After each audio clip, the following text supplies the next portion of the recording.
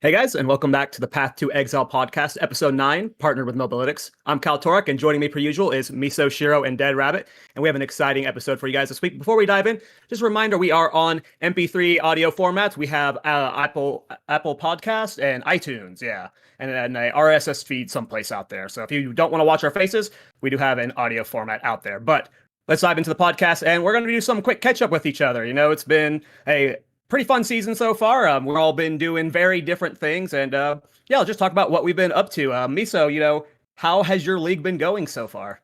I mean, the league has been going pretty decent so far. Of course, the league is a lot of fun. I am on, I think, what is it now? I had the League Star Chayula, I had the Spiral Volley character, and now I'm on my third build right now, which is my Ritualist, my Flicker Strike Ritualist, Herald Bomber. It's got using some like interesting tech that from the build that I'm going to be showcasing today from Corridor with Armor Explosion, Herald of Ice. But in the past, you were typically only able to do it with non-elemental skills. And now with Ulnatal's Grasp, you're able to do with some elemental stuff. So it's pretty cool. It's a fun build. And I've combined it with Porkalorn Ring, the pork loin ring. So it's a good time. It's a good time. What are you looking at me like that for a rabbit? I think Pork loin. Yeah, that's the word. I've heard that word said a lot of ways. That is interesting. I call it the pork loin ring. I like pork loin. I'm gonna take that. I like pork loin. It's awesome. Yeah. Yeah, it's good. I mean, crafting, like I've been so last night I chanced my first headhunter. It was off stream though, unfortunately. So it didn't get the whole Pog hype moment because I was yesterday was my day off, but I was playing and I chanced Headhunter, and then I also got a nice little Gamba on like a Gemini bow that I'm going to be selling for like 30 div or so. It was a good night. It was a good night, and crafting this league for like monies has been kind of insane. Though I was really unlucky. I was trying to like recom yesterday something for an amulet, and I think it was a 10.9% recom using, and then I also used the recom omen. So that's like 2x lucky, which is I think maths out to be about a 19 to 20%. And I think I failed 11 of those. So not so lucky on the crafting side of things with a recom, but lucky with the headhunter stuff. So I guess it balances out because technically the headhunter is still, I earned way more money, but man, I was frustrated yesterday with recom. Like I've always frustrated with recom because I feel like my recoms never hit, even for like 50%ers. I think I've hit one recom my entire time playing PoE 2 with recom. And I was on like a 50, like a 70%, I think. But yeah, hopefully I can get that so I can start crafting my amulet. I'm trying to craft a nice little spirit amulet. What about you? Are you trying to hit the Proj spirit amulet with recoms? Melee spirit. Oh, okay. Yeah, like the recomp is so much this league. I feel like recomp is so much as basis for this league. Mainly, I think most of the crafting that I've done have like involved some sort of recomp now, especially with the Omen now. Like breach ring crafting and everything is mainly based on recomp now. I think that's it's a good thing, and we will probably talk about like crafting stuff as well. But no, I have done so far since we're catching up on the league and everything. I played ED Contagion as my first build of the league. I was kind of expecting to go ED Contagion as just my league starter and basically transition into a Blood Mage build basically when I get into Endgame. But ED Contagion was just so massively buffed in so many ways this league that it was just I think I played it for the first 2 weeks of the league, and it was just insane. And I still miss the build kind of, even though I'm now on the build that is probably one of the most fun builds that I've ever played in PoE 2. But ED Contagion is just so nice this league that I stayed on it much longer than I anticipated. And now I'm on Crossbow Lich. I saw the Sauza version very, very early on. And yep, you saw it before they even showcased it. Yes. No, when he uploaded the build, someone actually like showed it to me because everyone in my community knows that Lich is my favorite ascendancy. Like overall, I just love the Lich ascendancy just by vibes and just by like what it is basically. And I think it's just a kind of underrated ascendancy because the ascendancy nodes are kind of very, very universal. You can use it for so many different things, and Lich is most likely always going to be my favorite ascendancy.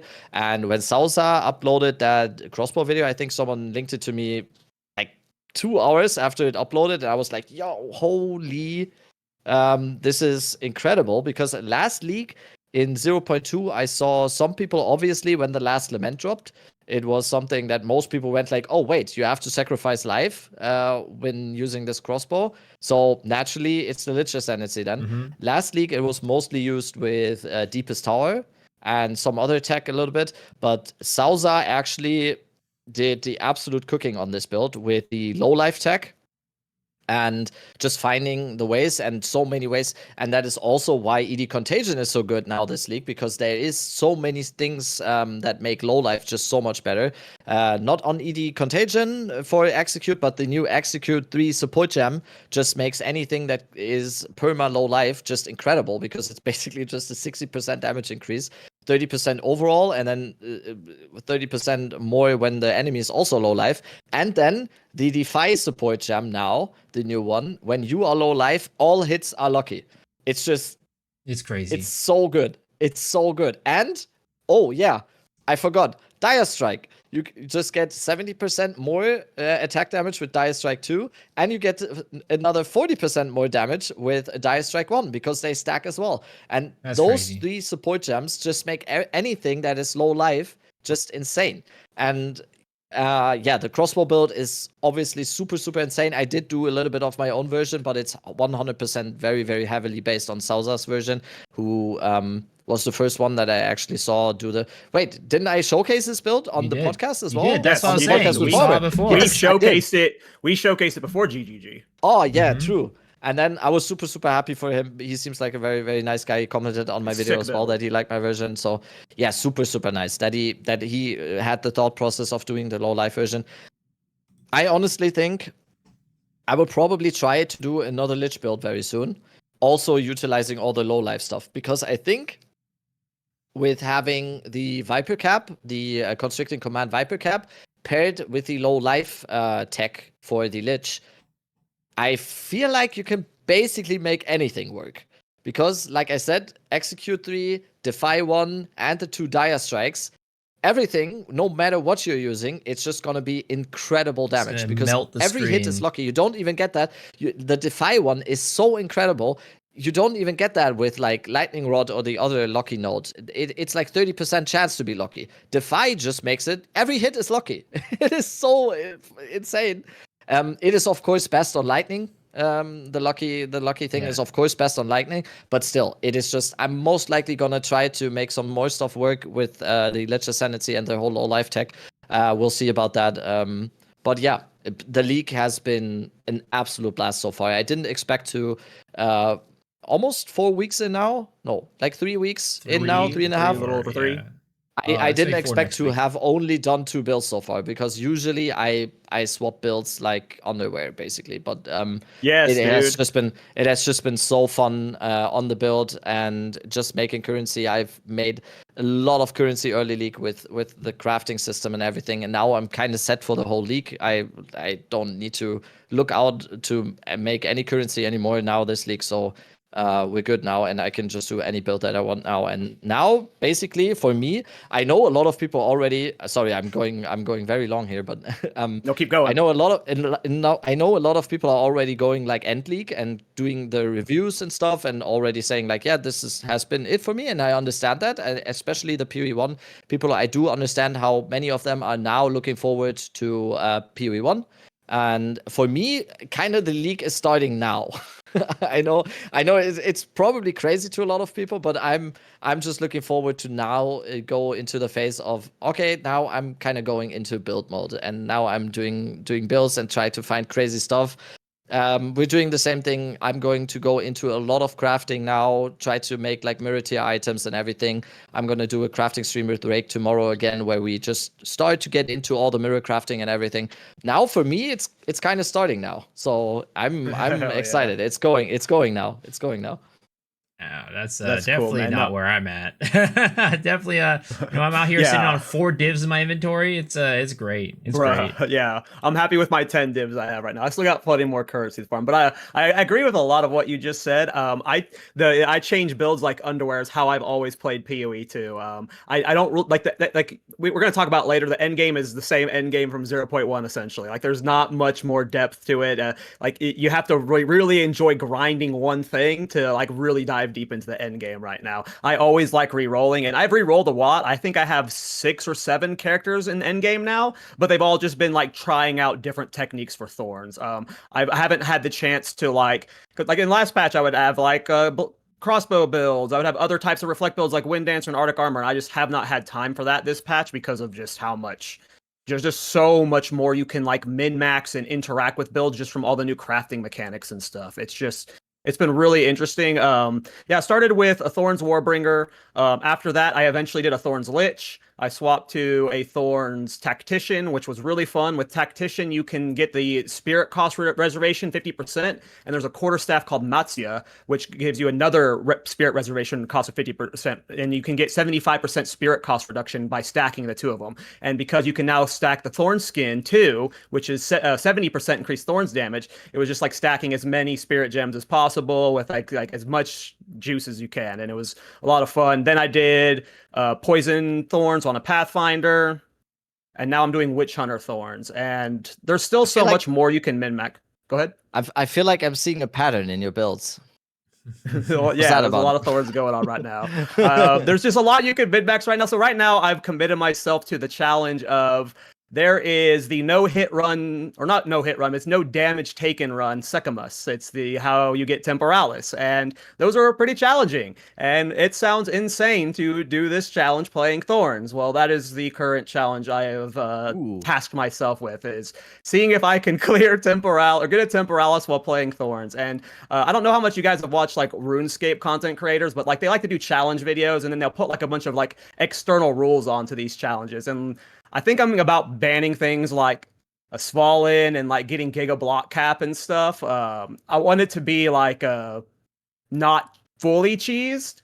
So I don't know. I'm thinking about making it like just a fun little video challenge, like those RuneScape guys do, where they put a bunch of like you have to learn everything as well as you can. I'm gonna try and rely on as active block as much as I can, and we'll see if I can secure a Temporalis with Thorns.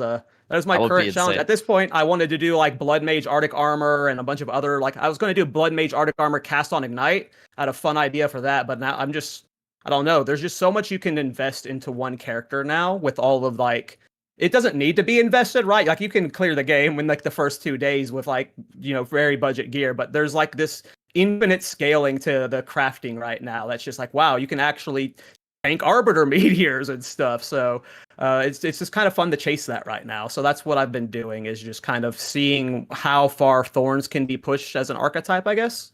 I've very rarely interacted with crafting. Most of the crafting I do is just finding exceptional base uniques and like corrupting them, opening for the additional sockets. It's so expensive getting into crafting, and I'm just not good at making currency, so I haven't really dabbled too much in it. I have a few good crafted rares, but I do not craft them though. My thing with crafting is I just feel like you never lose money crafting. It's like weird. It's a little bit different. I lose money a lot when I craft. I feel like for me, it's like if I'm starting off. So it depends on the craft, right? So like if I'm starting off with a white base and just doing perfect trans, perfect augs, I feel like I never lose money when I do that. I don't know. Maybe I'm just getting lucky.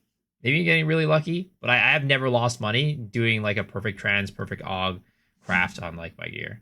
I don't do that for all of my gears, obviously, because some of them are like a little more specific. Like I want to get like, spirit and then proj on like an amulet, right?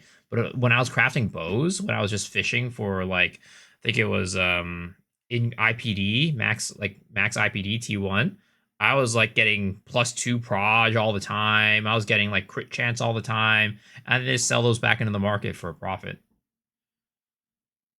Not my experience. Early league, very very early in the league, like the first 2 weeks, it was crazy in terms of profit because with all the determinism there was, or with all the new stuff, there was just so much tech that you could discover basically that.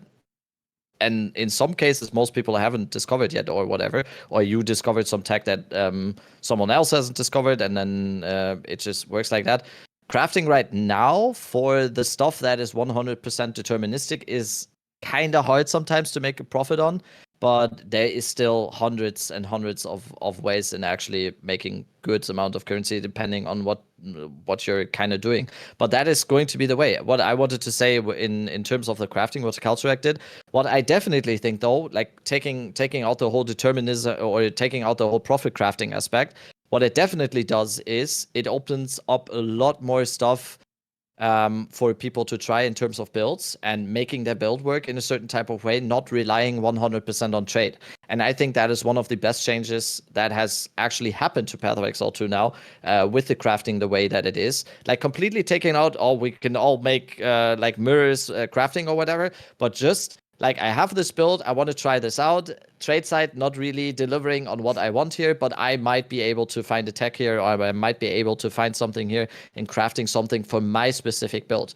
Good example of that, for example, is just Lance's new build that he had just finished, where he reached 42,069 nice energy shield, and most of the stuff he used there was just crafted by himself, and he tanked like all the arbiter mechanics and whatever, or like not the meteors, I think, but the whatever the other thing, the corridor one.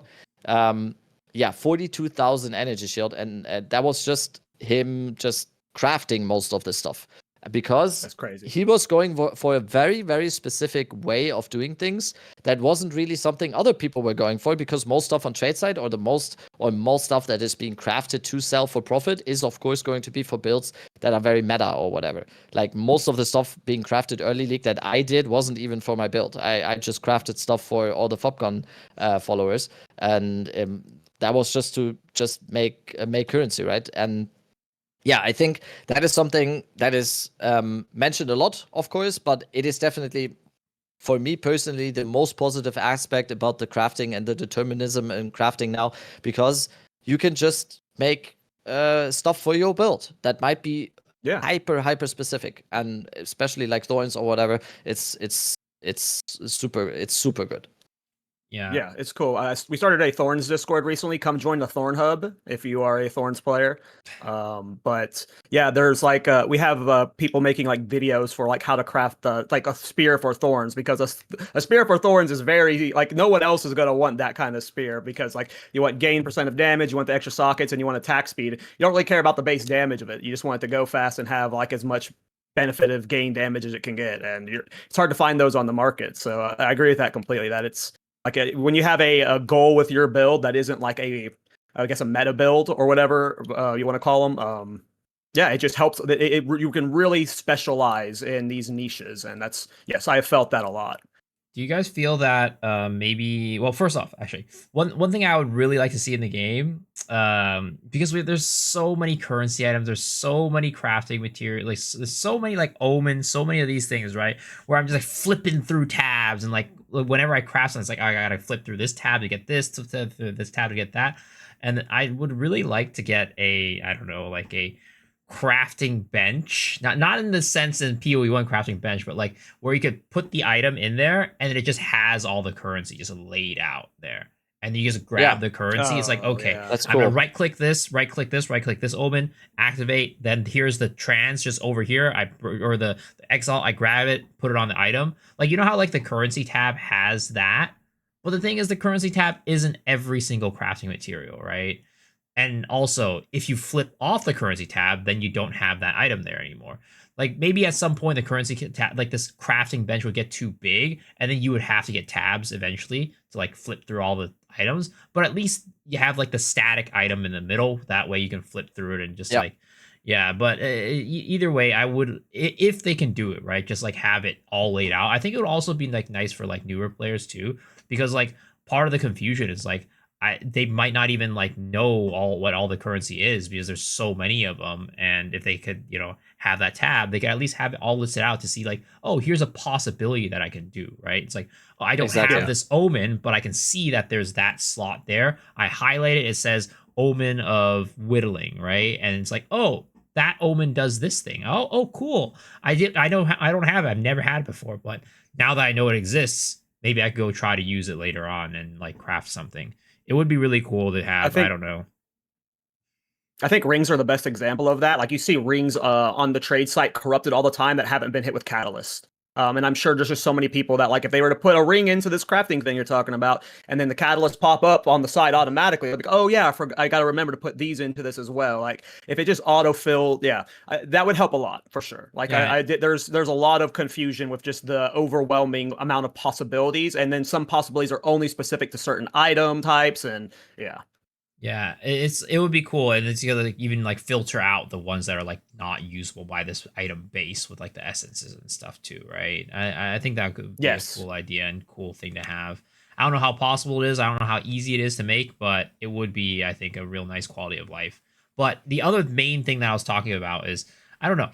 Do you guys think that, and we've kind of had this discussion before, but do you guys think that gear right now is too powerful in the sense that like, you could kind of like take off an ascendancy and your build for the most part, a lot of times, like maybe certain builds wouldn't like completely function, but you could still just like run the full campaign, run the full gambit of the end game, probably kill Arbiter, T4, everything without even an ascendancy. Maybe you could even have minimal investment in the tree, but like it really feels like gear is super, super strong right now. It for sure is. Agreed. It is definitely like that. We have lost a little bit, I think, of the ascendancy choice actually mattering. I think it is always going to be the case that some ascendancies are going to be better for certain stuff, but like you already said, in the end it basically comes down to the gear. With very, very good gear or a certain amount of investment, I think you could probably make any build work on every single ascendancy just by the nature of being like very, very high investment. I think that's always going to be a little bit of the case though, and I personally like gear being like in a way where it is going to be in the end one of the most important parts about itemization for a character is of course the items, I guess. But I've seen some clips or whatever where people are going like, yeah, I'm not even picking an ascendancy and I'm killing all the Uber bosses or the pinnacle bosses or whatever, and I don't know how to feel about that. I don't know how to feel about that. I do want ascendancies to be a very, very important factor in making a specific build archetype, and if gear is as powerful as it is right now, are we maybe losing a little bit of that? Or I don't know. There are specific builds, like for example, the Lich crossbow build, for example, that is most likely going to be best on a Lich. Or but also it was also kind of something on the Deadeye, for example. I think any projectile-based build or any build that is going to get evasion as its defensive layer, probably it's going to be best on Deadeye. And yeah, I mean, it's tough to say, right? I think at the end of the day, it just has to like that Deadeye problem, right? I think that has to do with like probably it's twofold. I think it's like one, the gear, right? Because the gear is so good, you could really just do anything on like make any build work on any ascendancy, which isn't a bad thing necessarily. But the thing is, you don't have to min-max ascendancies as much because the gear is so good, and also the content's like pretty easy. I forget where it was. It might have been a podcast, the Blast podcast, the Maxwell podcast.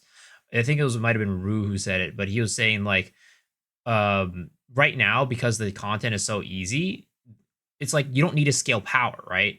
What's the other vertical that you're going to scale if you're not going to scale power? You're going to scale speed, and Deadeye's just fast class. So that's why Deadeye is the best ascendancy for the game, because you don't need the power from the ascendancy. And the Deadeye gives you something that the other ascendancies don't, which is speed. Yeah, Or you're looking to min-max defenses on the other side of it. I agree that, like, so I don't think it's purely on gear. Like, one thing to keep in the amount is, like, we have gotten a lot of new crafting changes. Abyss is going to be less frequent, a lot less frequent next patch. When it's not the league mechanic, it won't be in every map. We will get a new crafting mechanic, I assume, with it. That will bring us some more power. But in terms of, like, how much frequent powerful gear there is, it might go down a bit. But I do feel like Greek gear is just insanely powerful. You can just copy paste it to a lot of different characters. Your ascendancy choice is how are you min-maxing this gear the best, not like is your ascendancy choice going to make you what clears the content. I think there was just a lot of overall power creep this patch. I don't know if power creep's necessarily the right word. I think it is, though. A lot of things happened in this patch with the combination of gear getting leveled up, the passive tree getting a lot more power to it, but most importantly, people are like, the support gem change is insane for the power of builds. Like, there has just been 3 massive power spikes this patch that have made the ascendancy choice feel like a flavor choice. It is really like you could play whatever build you want on whatever ascendancy. You can just like, hey, I'm going to do it on this. If you love playing Pathfinder, here's this build on a Pathfinder. Sure, it's not going to be the best on this ascendancy, but you can make it work because you have the right gear, you have the right everything else with it. I think it's just 3 layers. I really think the support gem changes. It's part of the reason why there's such a gap between the top and bottom builds as well. All the top builds are really utilizing the support gem changes versus the builds that are still struggling are oftentimes skills or abilities that weren't designed, like that were designed keeping in mind that support gems are limited to 1 per like skill. Those are the ones that seem to be floundering the most when I'm looking at these really bad skills and builds. So I don't know if it's just gear is super powerful. There was just a lot that happened in this patch that the core game wasn't designed around. But gear is probably the number one thing, because yeah, I just take whatever Thorns gear I have and put it on the next character, and immediately they are just unkillable from level 60, and they can just go face tank arbiter. Like, the gear is insane, but there's just so much like compounded here that's just really amping the power. Like, I don't feel the need to scale damage at all. Like, I like what Miso just brought up with Ruru. Like, you could go Deadeye to increase movement speed, or you're seeing people like Carnarius who are going Titan to just giga the amp defenses. You have the damage. You don't need to amplify your damage anymore. So you can just find what you want to lead into, because I don't know, damage is so easy this patch. It's just so easy for most builds, unless it's just a really poorly designed skill that's not like well balanced in the current meta. It's so easy to get it like really high damage. Yeah, I really like the build variety aspect of it. It definitely increases a little bit of the case where, okay, I can basically choose whatever I want, and I can try to make Spark work on Pathfinder, or I can make Explosive Shot work on a Warbringer or whatever. I really like that aspect, and I think now it's just a case of, and I hope that we are getting that on the next league, or maybe even a 0.31 patch or whatever. I think with all the power creep that has happened now, I just hope for more, and I've been advocating for this for forever now on this podcast. I just want more hard content now. I want more boss content. I want more pinnacle content that is actually going to be in a way where I feel the need that I need to adjust my character now, and I need to actually reach the heights that that specific content is going to be needing, because there is a case to be made, and I think this is not a hot take or whatever, but min-maxing is super fun. I love min-maxing my character, but at a certain point, and this point is pretty low this league, in my opinion, it doesn't really make sense to go for any more damage. Like you already said, it's especially on the Deadeye Lightning Arrow builds, like on most other builds that I've seen, the point where you actually are able to do any content in the game with your eyes closed, basically, is reached pretty fast. And I like I said, I like the variety of it. I like the way that everyone can just make a build work on any ascendancy or with any gear or whatever, or on any like skill, and try to make that work, at least in the end game. There's still tons of shit that doesn't work in campaign. There is still a bunch where when you are on a fresh character and you pick permafrost bolts or whatever, it just Campaign balance is rough. Campaign balance is rough. Yeah, campaign balance is still very, very rough in terms of the certain skills. But in endgame, at least you can basically pick and choose whatever you want as long as you have the gear. But the power creep needs to be counteracted now in some way. I need, when they said, one of the things I was most disappointed with in this patch, even though I know they said it's not going to be a big endgame patch, and we basically still have the same endgame as we had before, and I understand how that came to be, because with all the other changes, I get how it was hard to add that as well.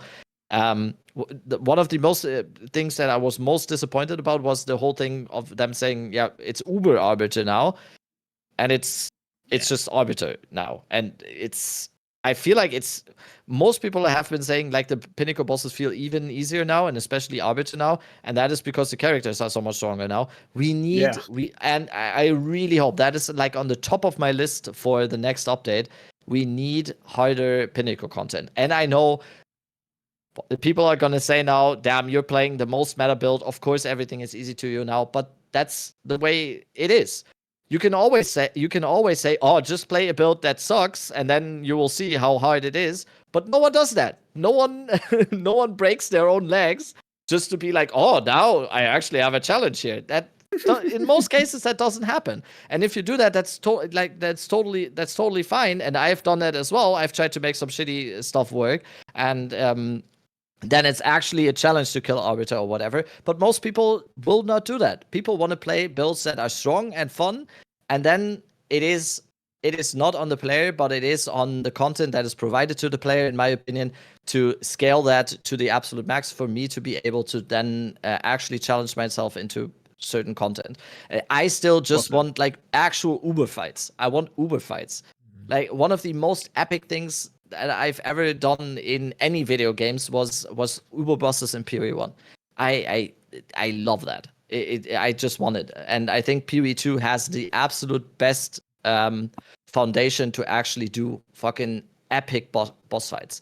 I've seen someone do I don't know who it was, but someone had the amazing take as well about all the bosses in POE 2 and like the kind of wasted potential we have right now with all the amazing bosses in POE 2, and there's no way to actually have amazing fights with these bosses because all of them are just like, oh, lightning arrow, lightning rod, boop, gone. And it's wasted potential, in my opinion. I think someone said like the whole thing about like towers or what, was it Rue again? I think it was Rue again on the podcast who said like the thing about, he had like an idea about towers being like this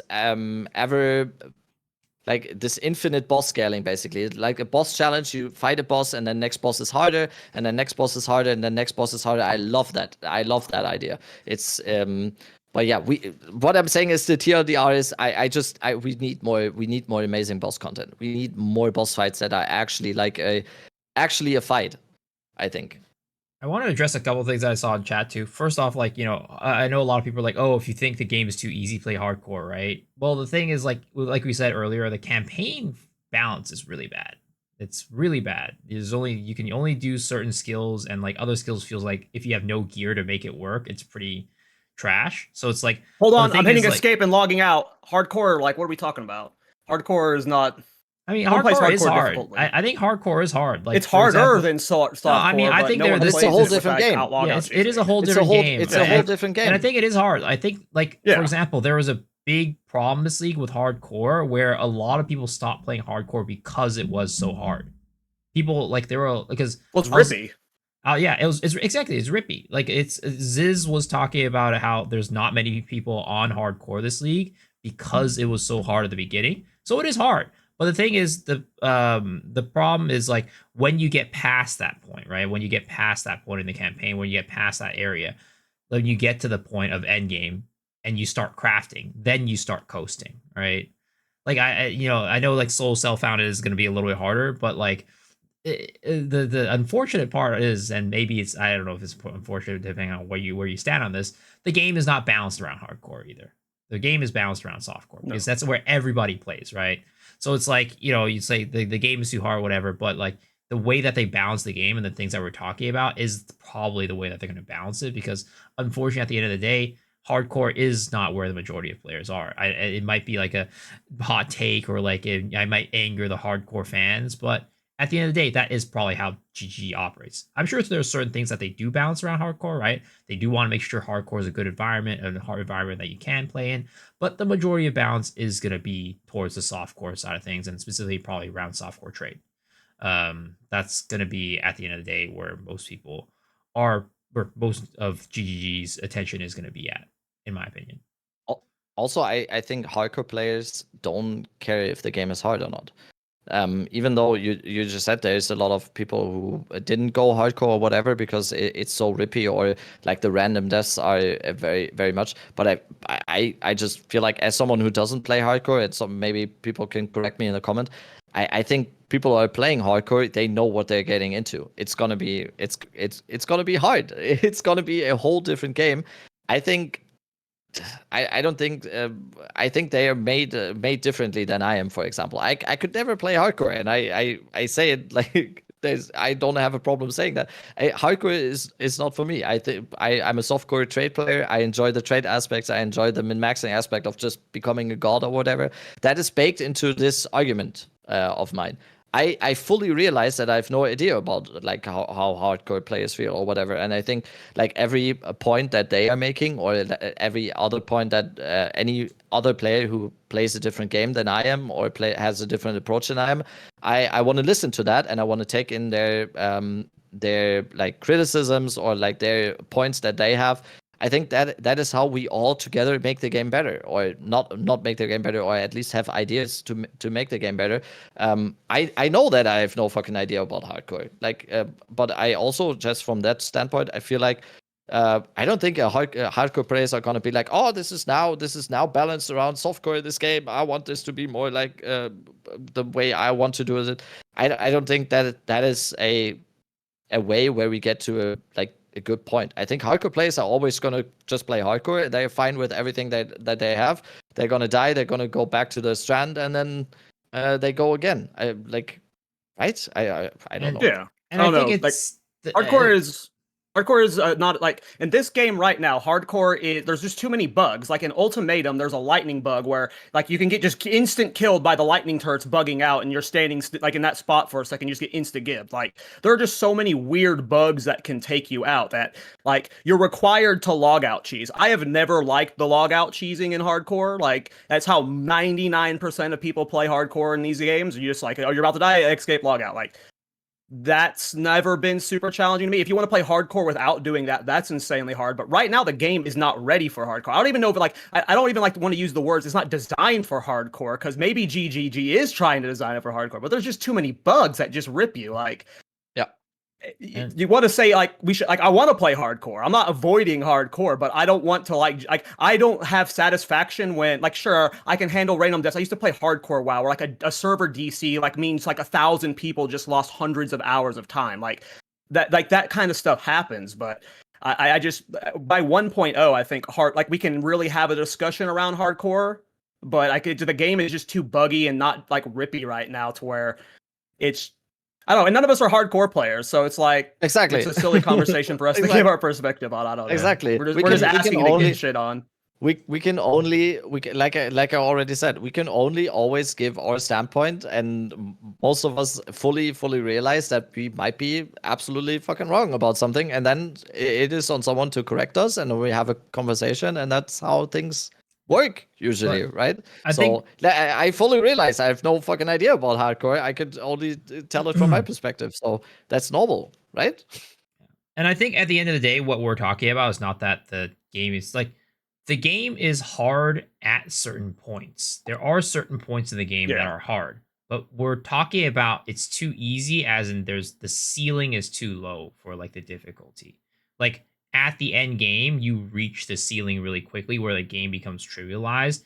And what we're saying is we want there to be more challenges on top of what we have right now, or make it so that it's not as easy to reach the pinnacle of like, we're just melting everything without trying, right? And I think even hardcore players will, find that as well, where, once they reach the top, then it's like, and it's probably not that, like, the time it takes to reach the top is not that long, and it's just like longevity to like the game, or like more challenges are just not there. At some point, it just becomes like, hopefully I don't run into some crazy abyss mob that's gonna have like, undying will, multi-mod, whatever, that's gonna kill me. That's like the only thing that's gonna threaten me. That's the only thing that's gonna challenge me. Other than that, it's just, business as usual, right?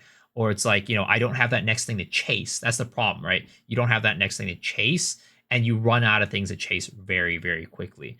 And I've talked about this on my stream as well. I think like this league has been really, really good. It's been a lot of fun. I think everybody playing it, for the most part, have been having a lot of fun. But at the same time, unless you're a build maker, the longevity of this league is the lowest out of every single league, because you have a really, really good time reaching the top, but reaching the top is really, really fast. So it's like you have a really good time playing, but at the end, like that enjoyment only lasts a shorter period of time, because we're able to craft so much and get to the ceiling really faster. The ceiling again got lowered because the pinnacle bosses, for some reason, they got rid of tier 4. I don't know why. And then it's just like the end game also didn't change, right? So it's like you're doing the same thing you've done for the past 3 seasons. So the journey there is a lot more fun, but the journey is shorter.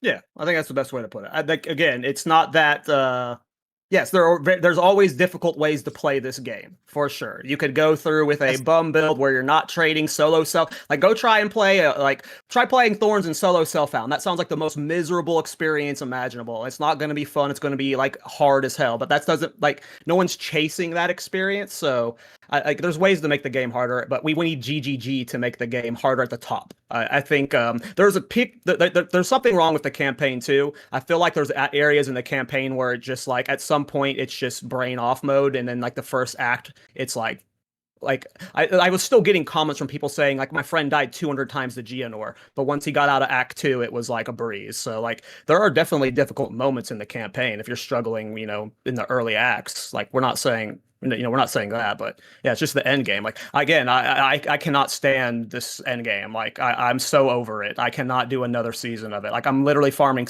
I'm doing a Thorn Secamus no-hit trial challenge, because that's how like over the end game I am. Like we need more depth to it. It doesn't just need new content, it needs harder content for sure. If the level of power creep is going to like stay this way, we need harder content for sure on top of this.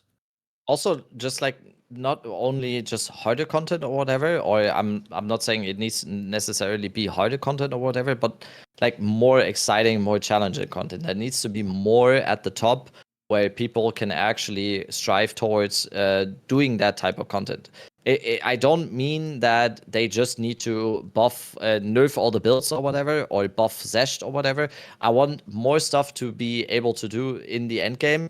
That is, for me, just my personal thing. I want more like boss type content, where it's actually exciting fights, and it's actually something that I'm not just farming, but it's something I can aspire to doing in this league. Like, I haven't killed Uber Shaper this league or whatever, because I need to like build my character around that for that fight or whatever.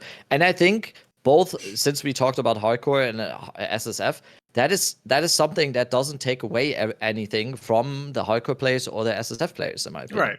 It is just something more to do, and it's just something more to aspire towards. The way we have it right now in Endgame is just like we already said. It is very, very easy to do everything, and then it's just, at this point, it is just like farming everything, and that loses steam very, very quickly.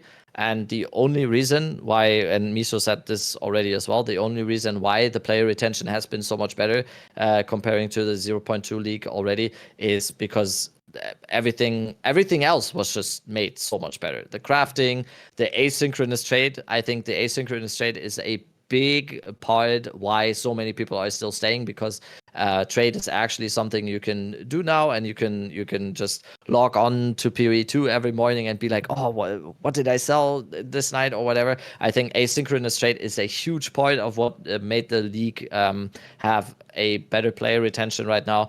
But yeah, I'm very happy that they already said in the announcement for this league that the next objective for 0.4 is going to be all endgame. Because this was a huge patch. This was a very, very good league to basically fix all the problems that they said. Or I think they worded it in a way where Jonathan was saying this was the fix everything that people hated about 0.2. And then next patch, we're going to go all into endgame. And I think that is what I'm hoping for. We need now onto the base that we have now with all the changes we've got now who are, I would say, like 80-90% positive. Now we need improvements to the endgame loop. And then we are on our way to improve the game experience of PoE 2 by massively, in my opinion. If we get a tower rework now, if we get more endgame content, new league mechanics that are endgame focused and stuff, I think we're gonna be well in business. Mm-hmm. Yeah, I mean, I just at the end of the day just am baffled that we've always had a ceiling problem for the end game, and they somehow decided that they were going to cut it down and like get rid of T4s. I just don't understand it. Like some people are like, oh, it's for the casual players. They will never be able to reach T4. But I mean, I don't think a lot of these casuals are reaching T3 either. But also the other thing is like, they change it so that drops are the same across all the bosses anyways now, all tiers. It's just tier 4 has higher drop rates for like some of the better items, I guess. So it's like there's no difference. It doesn't hurt anybody. It doesn't help it. All it does is hurt the top end. It doesn't help the bottom end.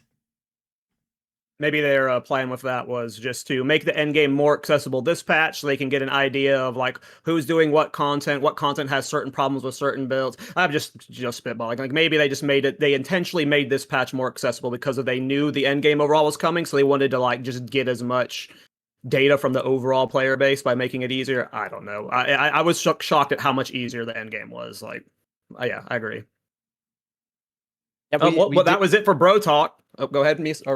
that was the Bro Talk. 1 hour of Bro Talk. Yeah, that was what. No, I also think like there is a big part in this endgame that has the kind of instant gratification feel that I've always, and I'm just speaking as someone who plays this game way too much and play this game basically as a job every single day. And I fully understand how some people are absolutely in love with it, and I think that is amazing. It does have a little bit. It is very enjoyable. It's very enjoyable on the way to the top. 100%. It's very enjoyable on the journey to the top. Super enjoyable.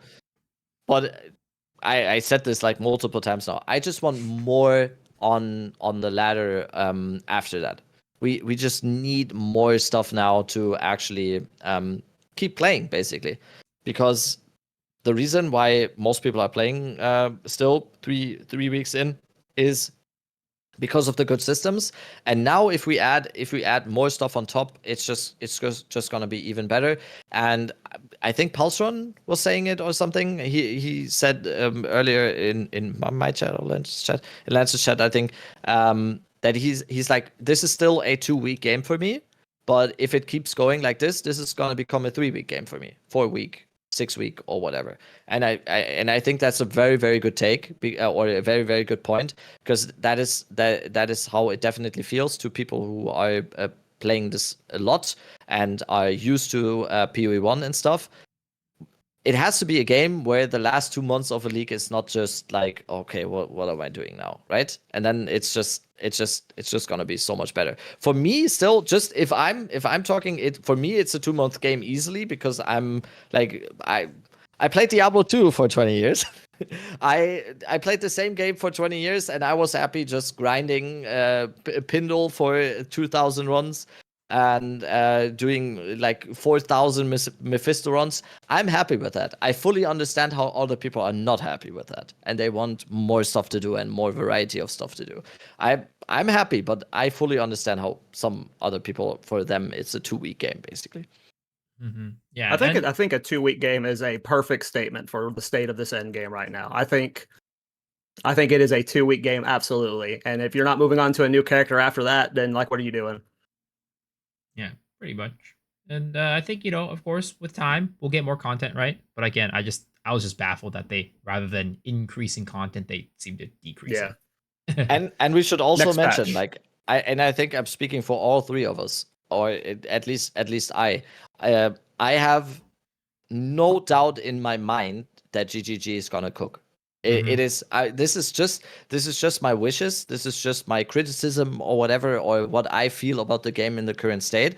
I have no doubt in my mind that given some time, GGG is gonna knock this out of the park. I have no doubts in my mind. The 0.3 patch and everything that I've done here have just shown that, because so many people were like asking for certain stuff or were like expecting certain stuff, and always GGG in the announcement or whatever when it is, they always come up with new stuff that no one has thought about. And people are just gonna be like, "Oh my god!" And it's like asynchronous trade. We were talking about asynchronous trade for weeks, but all of us were always kind of in the same vein of going like, "Yeah, I mean, it's gonna come eventually, but no way it's coming next patch." And then they just go like bang, and it's their next patch, or the whole crafting system and everything. I have no doubt in my mind that given some time, this is just we are on the way up here on this game, and it's just incredible to see. And I think it's also very, very important to mention that us players, we are very, very good at finding problems. We are super good at finding problems everywhere, especially us. Or especially me and Miso, who are like full-time streaming this game. We are very, very good at finding all the problems that we have every single day. Like, I don't like this, I don't like this, I don't like this. We are very, very bad at coming up with solutions, though. And I'm very, very happy to give the solution part to GGG, because they have been doing a very, very good job at finding the solutions that the problems players come up with in POE1 for 10 years now. So go for it. But at the same time, it's still very, very important that people voice their opinions and voice their problems. And it's very, very important for POE1 players, for new players in POE2. We should voice opinions, and we should voice our concerns or discussions or like our criticism towards the game, because that maybe it's going to do something. Like, there was so much stuff, for example, that Fopgon and Rue talked about their whole like 0.2 criticisms of the game, or their review of 0.2, and a lot of that stuff got addressed, and that is not a coincidence. That is not a coincidence, because GGG is actually listening to the community. So it is, just to finish that point, it is very important to discuss these things. We all love the game.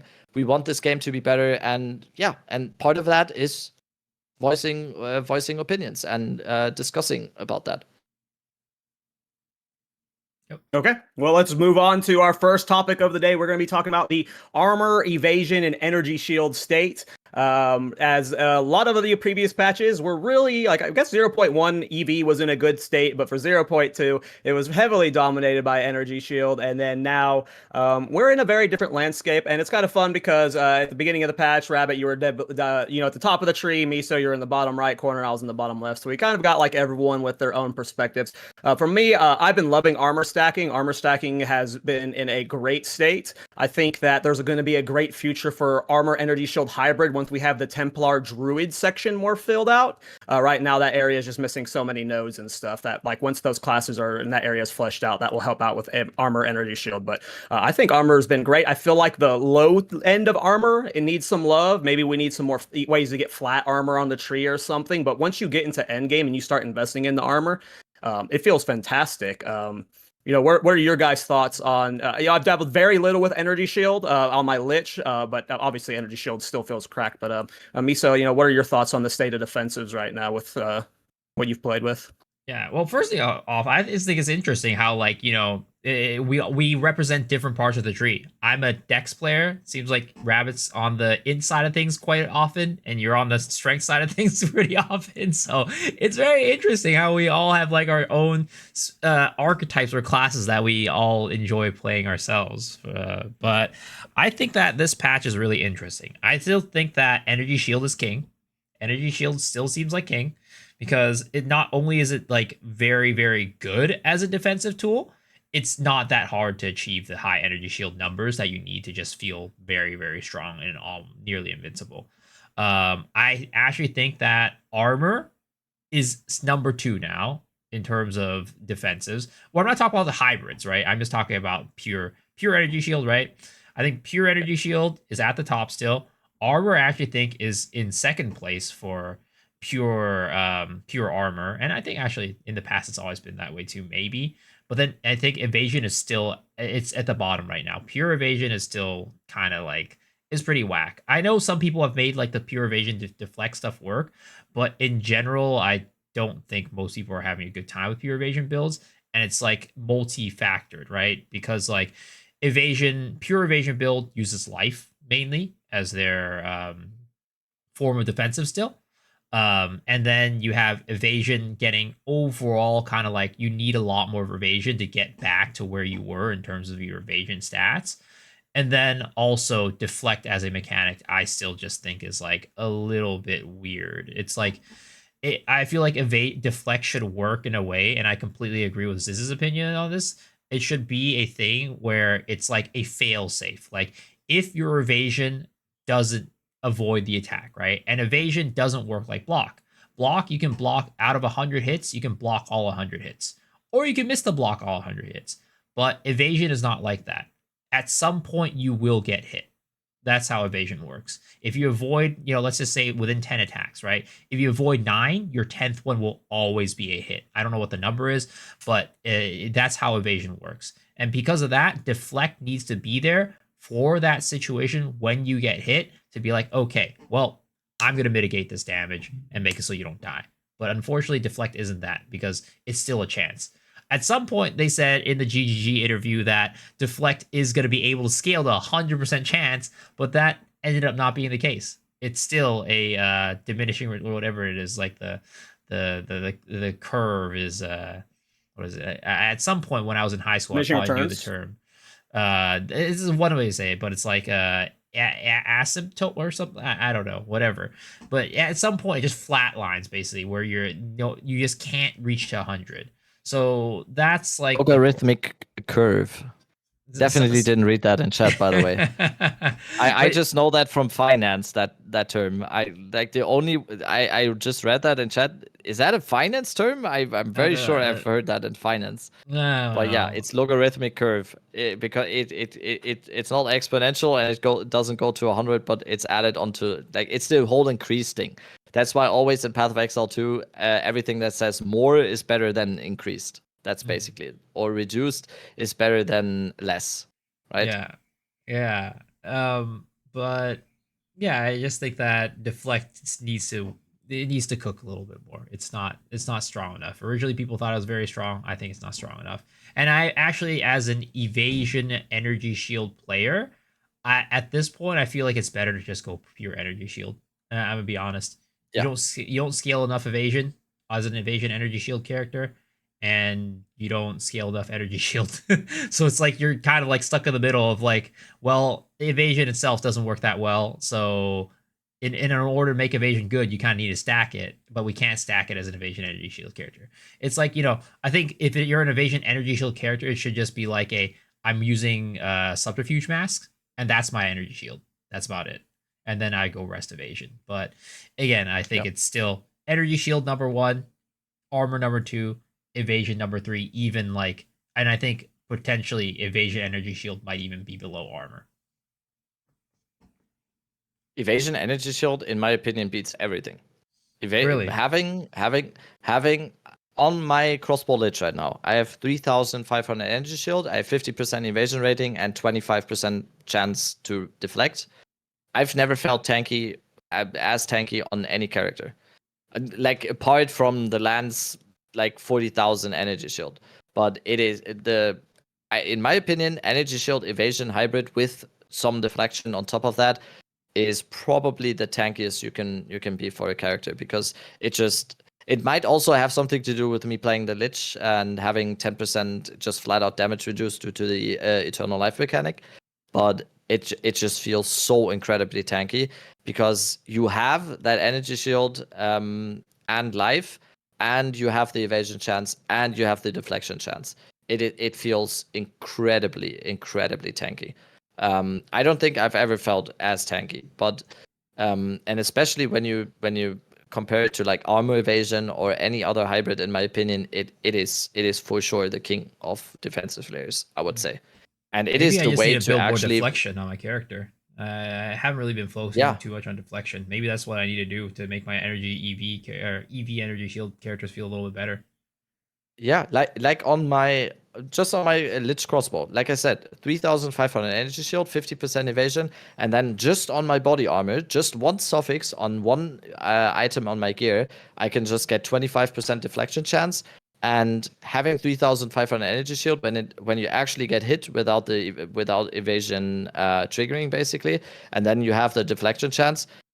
Like in most cases, I'm just fine. I like the whole one shot thing and stuff doesn't really happen to me anymore. It's very very good.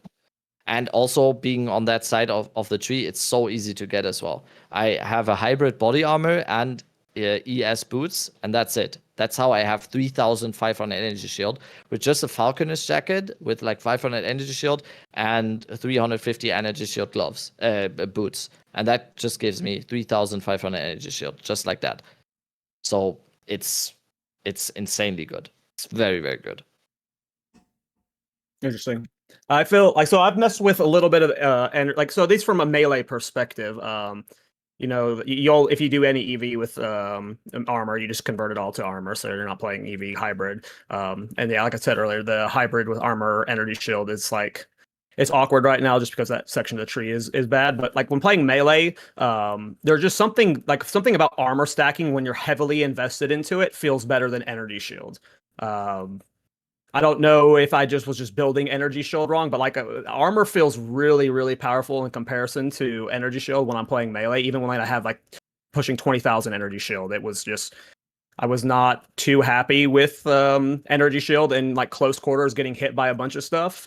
So like for just a bunch of small hits and stuff, armor is just king. To me at least. It's interesting. I haven't played EV ES yet. I'm curious if like we could talk about this again next week, Miso, if you dip back into it or like find some more stuff, because if your opinion changes, because I have no thoughts on EVES right now. It's a style I played in 0.2, but not in 0.3 yet.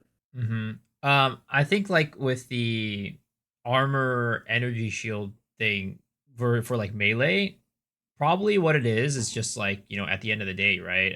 And this was a prediction that I had before coming into 0.3. It's because we don't have Eternal Youth anymore. It ends up being like, because melee characters are taking so much damage all the time anyways, it ends up being that because you don't have a way to consistently recover energy shield, it ends up feeling worse than armor. But when you're talking about like a ranged character, your energy shield is going to be king, right? I think maybe it's the case where melee characters, right, armor is going to feel a lot better because you have the mitigation on top of the regen. Whereas if you're an energy shield, unless you're using chevrons, which is, I think the chevrons belt is bugged, to be honest. But unless you're using that, then you kind of have no consistent way of actually healing energy shield other than stepping out of combat for a little bit or using convalescence, which if you're which is another option for you to like, you know, potentially restore. But if you're taking too much damage, because energy shield, you have no mitigation outside energy shield, right? So even then, and convalescence has a cooldown, it could feel kind of bad. So for melee characters, it might be that armor is the king for them. But I think for the rest of the crew, yeah, energy shield is going to be the better one. I'm playing melee right now on my character. I have my Ritualist Flicker, it's on full energy shield, and I just have the Chevron's belt, and it just takes care of every single problem I have with sustain. That's cool. Also like point why ES and Evasion again is just very, very good, because we have two things that I don't think you will have in armor or you will have in pure evasion or whatever, and it's just convalescence, like you already said, and goal stance. It's just two things that make it even better, because they just work in tandem so well together. If you have, for example, on my crossbow lich right now, I'm using Wind Dancer, I'm using Goal Stance and Convalescence, and it is just I have a like 2-second ES recharge as well, and it's just like if you're not getting one shot, I'm not dying. And with the damage mitigation of deflect and with the damage mitigation of, in my case, the lich mechanic, there's not too many things that are just one shots, except for like detonate dead for some reason this league. I haven't really noticed it in the last one, but this league it seems to be the one that is responsible for most of my deaths. But yeah, it's just there's not really anything on the armor side or on the full life side in terms of defensive players like that that cannot be provided by having Wind Dancer, Ghost Dance, and Convalescence. So I think Time of Need is probably the best example of having something in that part that is going to be very, very good as a defensive player. Armor is regen. Scavenge Plating is armor is regen. Life regen. Yeah.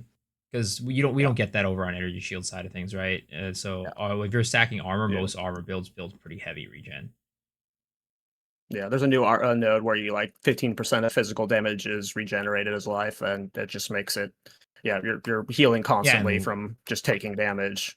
And also armor, usually they're physical or like heavy, have some way of leeching life. That's like another side of things. So yeah, I actually think like, talking more about this, it really does feel like the balance between like, the different survivability methods are coming closer, though I still think life is a problem.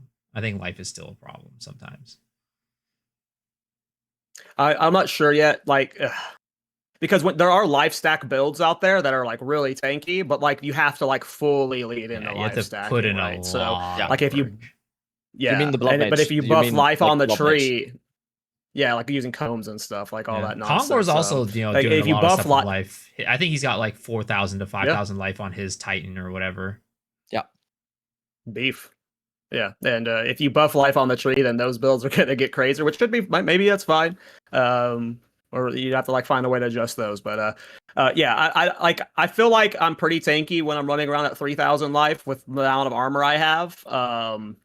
But like our the problem with armor is it is expensive. Like you have to invest into a lot of it. Like you're not gonna feel good with armor until you have like 20,000 plus, and then really you want to get closer, like in combat 50 to 70,000, and you'll be fine. But like even like in the video I'm showcasing later, Carnaries is sitting at 200,000 armor, so like you could push it as far as you want. He can tank monkey and stuff. So like I don't know, like armor is cool. It's just I feel like it's a little bit more expensive because like you said, ES it's just like there's so much you can get on the tree for free, and then like your gear just giga scales it more. So it's just like ES is just so more readily available than all the other ones, I feel. Yeah, and especially comparing it to life. The ES when you compare the amount of stuff that you can just get to scale energy shield is laughable when you compare it to life scaling, because you can scale life so much more easy on gear.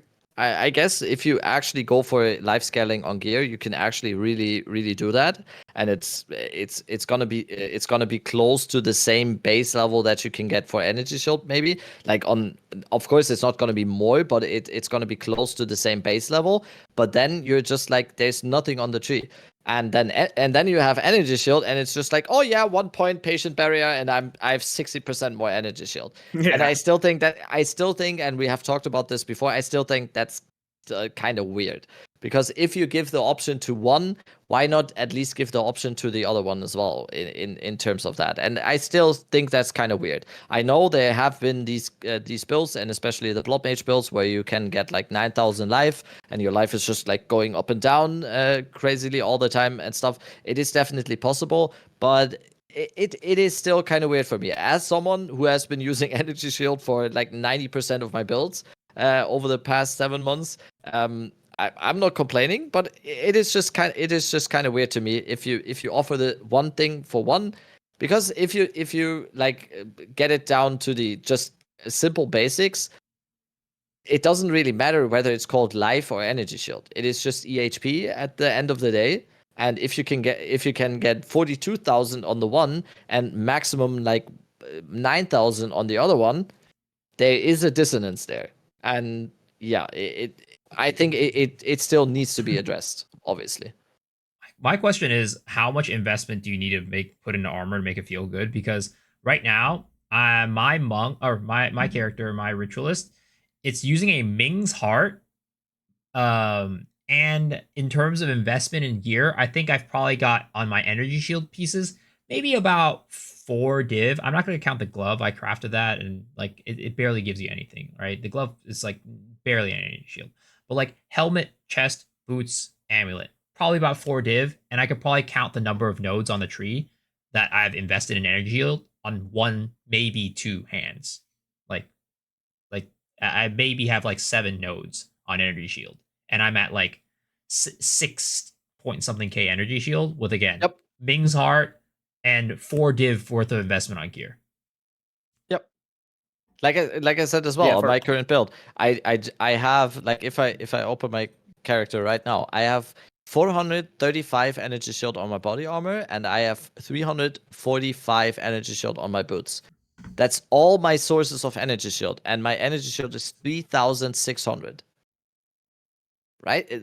Yeah. Right? You need a lot more. You need a lot of investment to get armor to like feeling good, especially on the passive tree. Like, there's just a lot of like percent scaling. Like there's just so much you want to get, and then you have like a polished iron, which makes you, like, when you're playing melee, you don't want to get stun threshold. That's like the best way to do it. Like, it definitely takes a lot of passive tree investment and gear investment. Like, there's a lot of like weird cheeses we do with like leather bound gauntlets and iron reflexes. You're able to get a lot of armor from your gloves, and then when you combine it with heavy armor, which gives you more armor from the strength requirement on your gloves, like you can get like upwards of like 7,000 to 9,000 armor from your glove slot, which is super nice. But like that requires that. I just listed like 3 different passive points there, and then you have to invest into something for your body armor, like sturdy metal, and then eventually you're going to get what's the energy? Ancient Aegis, which increases your armor on your body armor. So like there's just a lot you have to do, and like a lot of it's targeting specific pieces and stuff. So yeah, armor is not near as like easy to get online, and I feel like the defensive layout for the warrior side of the tree is very generic because of that. Like, you have to take all the same armor points. You're going to take they're going to take the same 2 areas for elemental conversion to armor damage or whatever. Yeah. And then of course, by playing Titan, you get a lot more armor from your body armor there as well. So yeah, it takes investment, I believe. It's not as easy or cheap as energy shield for sure. Yes, yeah. At the ceiling, right? I think they're. Well, actually, I don't know. Comparable. Maybe like, yeah. You just need You can get armor to a good point, but you just need to invest a lot into it, as opposed to like, which is good. Like, it's better than last league, right? But it feels, because last league it felt like even if you invest a lot into it, it still doesn't feel good. No, it's way better. No, it's actually worth it, the armor stack this patch.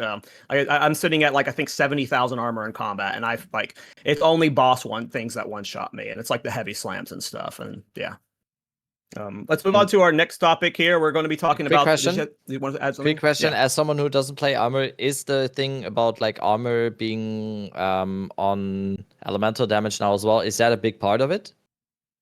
Yes. Yeah. Okay. So you are actually building that, and that's actually part of the thing that makes armor better now. Oh yeah, okay. And you're crafting it on rare pieces too. Okay. But because that's good then. Because I kind of feel like just reading the stat line as someone who's not playing armor builds or whatever, I just felt like from the outside it felt like something that might actually make some more stuff work there. Because, like you already said, there were quite a few builds that were able to get incredible high armor stat lines. But if it's just physical damage, what does your armor do you good? Because most of the stuff that is hitting you is going to be elemental damage. So that is good to know that there's something very good. Yeah, it helps a lot. And I think on like helmets and shields, you can get armor applies to chaos damage, which chaos damage has always been like one of the biggest downsides for armor-based builds. So armor's in a like infinitely better spot than last patch. It's like not even comparable. So all right, let's dive into the itemization around build making. We talked about this a little bit earlier in Bro Talk, so you might skip over some sections of it. This might be more condensed down. But have you guys noticed a difference in the reduced attribute cost for gears and skill gems? Let's start with Rabbit. Yes, 100%. On a hybrid build like this, to only talk about the energy shield evasion again, I'm doing an energy shield evasion hybrid character right now, and it's much easier now to actually get a high level convalescence, for example, on someone. I have on my character right now, I have 126 strength, 164 dexterity, and 141 intelligence. And I have all the different archetypes or all the different attribute needing skills so I'm using a skill that needs a skill gem that needs dexterity. I'm using skill gems that need intelligence, and I'm using skill gems that need strength. And with this stat line, I am able to do the max level of every single one of them with that. And that is huge. That is huge for the character. I'm able to use max level Berserk. I'm able to use max level Wind Dancer. I'm using max level Convalescence. That is actually huge. I would have not been able to do that. I would have had to go down on most of the other stuff if it was in the previous league. I think that's very good. I think this only amplifies the effect of some things being better than others a little bit more, though. Like I already said, this is also why I think ES Evasion is so good now, because it is super, super easy now to get Wind Dancer, Gold Stance, and Convalescence in there. And I don't think that's a bad thing, though, because it just makes it in a way that more people have access to good defensive players without actually having to get the attributes for it. I think it's a very good change. I can't really speak for any other builds like that. There's probably some more various reasons why this is good now for more builds, because they can actually make use of some of the other defensive players or any other skill gems from other archetypes like that. For me, it has been working very, very well. For me, I've also noticed the difference as well. Last league, if I wanted to even play an ES, like a ES EV character, or like a character with both int and dex skills, I would need like heavy investment on my rings and my other pieces of gear. Pretty much like every single piece of gear would have to have like an int line on it or like a dex line on it. But this league, I think I might only have like 2 or 3 pieces of gear that have like 20 to 30 stat on it, and then I'm able to fulfill everything that I need. So I think it's been it has been noticeable, which is good. And though I think that is part of like, because I mean, we'll probably go into this a little bit later, but I think that for me, the promise of like more useful nodes, like there's like we've added so many clusters, because like I was expecting us to be like branching off into clusters every like basically like every step of the way through, which it hasn't seemed like that was the case to me. So originally I thought that the new stat requirement stuff was going to be not like, it was basically the same thing because you're going to be getting less travel nodes, but in general, we're still kind of getting the similar amount of travel nodes as before. So as a result of that, I do think that overall I haven't needed to invest into attributes as much. Yeah, I agreed. I feel like last patch, especially like for like heavy spirit gem heavy builds, you would want like a stat line on every single piece of gear. Like rings were like dex strength, amulet was having stats on it as well, and I'm not doing that near as often. Like right now, I'm in my Thorns build. I'm using charge. I think it's called changed to charge regulation now. It was charge profusion last patch. I forget. Like that before has a high dex int strength or a dex int requirement, and now I can very easily squeeze it into my builds.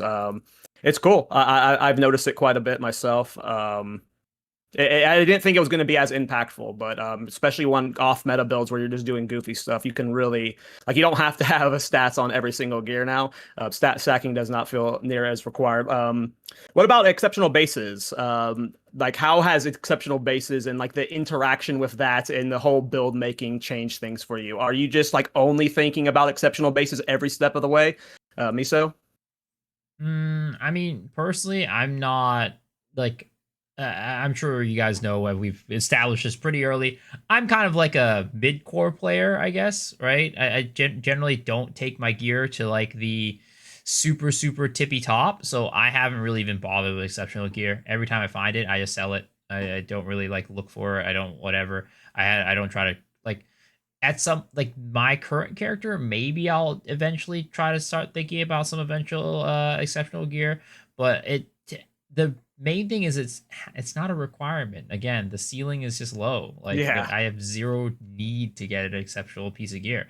The only exceptional gear I might get is on my boots and my gloves, because boots give movement speed and then gloves give attack speed. Both of them just make your character feel better rather than giving you, I mean, attack speed gives you more damage, but I think more than anything, it's just about making it feel better than like giving me a higher ceiling. So there hasn't been a need for it at all. So I haven't been really focusing on it at all. Also, the thing about attack speed is it makes you go faster, because the faster you attack, the lower your penalty is for movement speed. And yeah, I was about to say the same exact thing. I think exceptional bases are incredible, especially like talking about like the end game crafting and whatever, and just having stuff to then be even more at the top.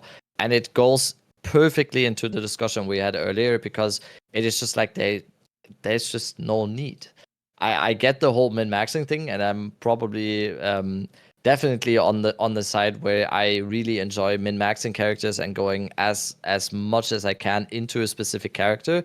But even I am saying, like, why would I though? I'm in the exact same boat as Miso right now. The only exceptional item that I have on my on any of my characters now is the boots, because of movement speed. And that is the min-max that everyone is doing now. Everyone is just like, when it was before that, most people, when doing like their YouTube videos or doing their clips or whatever, it was mostly like, or their stream titles, was mostly like, yeah, 1 million spark DPS or whatever. What is it now? It is 170 MS and like 170 movement speed or whatever. And it is just like the min-max part now is going fast, and not like, oh, I have the damage to kill like this specific uber boss or whatever. And yeah, and that is kind of where it ends, unfortunately, a little bit with the exceptional gear.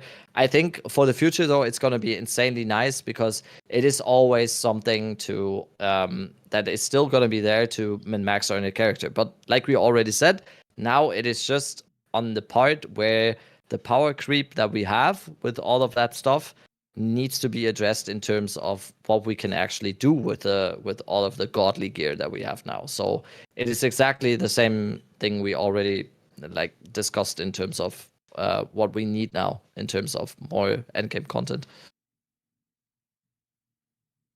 Yeah, well, for me, like someone who plays bad off meta builds, exceptional bases have been awesome. Maybe it's more unique heavy builds, because exceptional bases for uniques are very nice. Whether it's you're just getting the extra socket or some other like enchant on it, like it's super good. But yeah, I mean, I'm not super chasing them. I sell them all the time too. We kind of talked about this at the beginnings, but you know, we mentioned that crafting has just been huge for the build progression. I don't think we need to dive fully into that again. Let's talk about the passive tree. Misa, you kind of just talked about it with the tribute changes to the gear, how you thought moving around it was going to not provide you as much passives, and then you thought you'd be taking more clusters along the way, so you would be like, you know, not getting as many passive. What are your thoughts on the state of the passive tree right now? Do you think it needs more work? Is it still lacking? Like, what is it to you? I think it still needs more work personally. I was very excited about the passive tree changes. They're like, oh, so many clusters, whatever. And like, I haven't played on the inside of things, so maybe the inside I've heard is a pretty good change at the beginning, at least. I don't know how it is now, but on my character right now, I'm playing again Ritualist Flicker Strike. I am using one new cluster. Everything else is the exact same as what I used last season, in terms of like these nodes existed last season. Maybe they got changed like slightly in terms of their function, some of them, right? In terms of like maybe something got added or maybe something got nerfed. But in terms of the actual nodes themselves and where they are on the tree, I'm using these exact same ones, except for one cluster on a weapon swap. That's about it. And with my previous characters, my Pathfinder, that's pretty much also the case. And yeah, I guess Hollow Palm. I use Hollow Palm. That's kind of about it. That's different, but that side of the tree is like pretty like crit damage. But like it makes sense that like you're like I don't know what your tree looked like, but I assume it was a crit based build. So you're like doing all the crit damage nodes in that area. So yeah, that Spiral side of the Volley tree was was not pretty crit, cracked though. in terms of damage. Spiral Volley was not crit. Spiral Volley, I did use some new nodes, the surround nodes. Actually, I don't even know if they're new or not. Maybe they're not new, but nobody was using them before, and now they're using them, so I guess they're new. But yeah, so for me, I have not felt the impact of the tree, and I feel like they still need to cook a little bit more. And also, in general, I think there's a conversation for maybe like making the tree a little more powerful, because like with one being the gear being so powerful, it also feels like builds are very dependent on gear, Whereas, the tree adds inherent power that doesn't require funding, doesn't require investment, and you just level up and you get power there. So it's kind of like, multi problems there. But for me, I haven't really seen too much change in my tree compared to before. And Rabbit, I think you might have a different experience, right? Yeah, I think we're kind of in a good spot now. I can't really talk for the bottom left side of the tree, the whole warrior thing of the tree, but watching watch me when I'm not streaming, I'm in other Twitch streams, and mostly that's, for example, Congo stream or whatever. I think there's a lot of new stuff, and Cal maybe have the same experience there.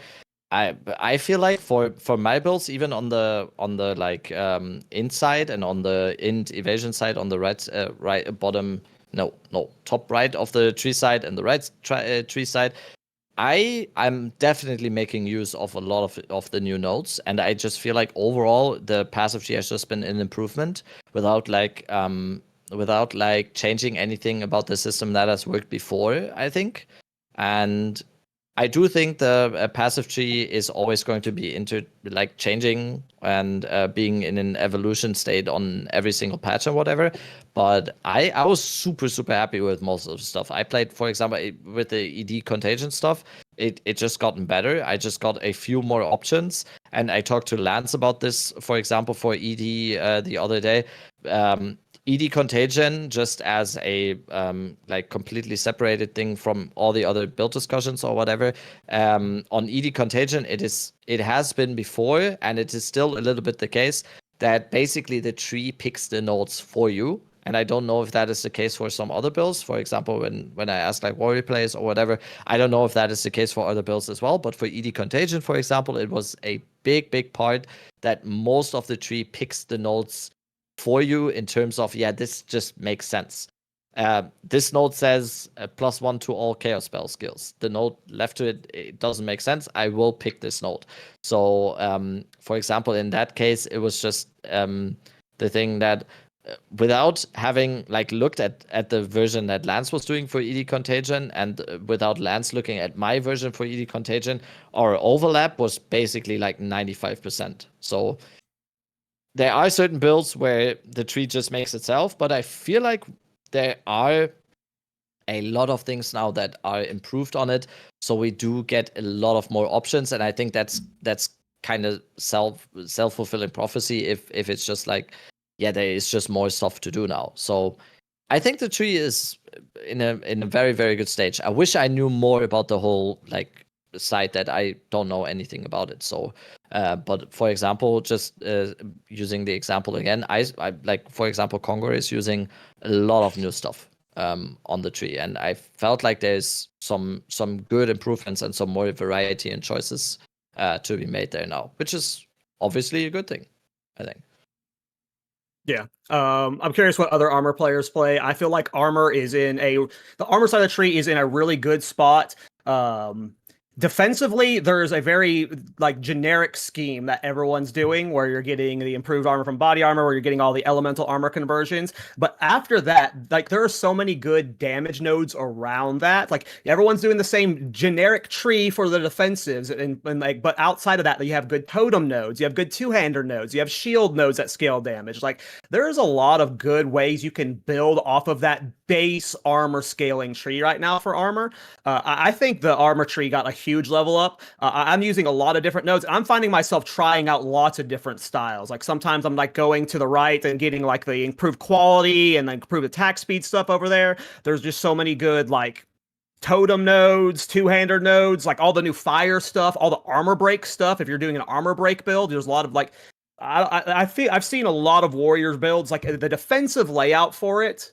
I'm just looking at my Path of building or my Mobile Linux guide right now. The defensive layout is pretty generic. You're going to get the same ones on all of these armor-based builds, but from there are just so many ways you can cut the path to get whatever offensive build you're wanting to. I don't know. I feel armor is in a huge level up spot. I'm using plenty of new nodes. I'm using all the armor nodes that I wasn't using last patch, but on top of that, there's just so many good new attack nodes. Tribal Fury for splashing attacks is really nice for melee builds. There's just a lot of new cool additions. I don't know.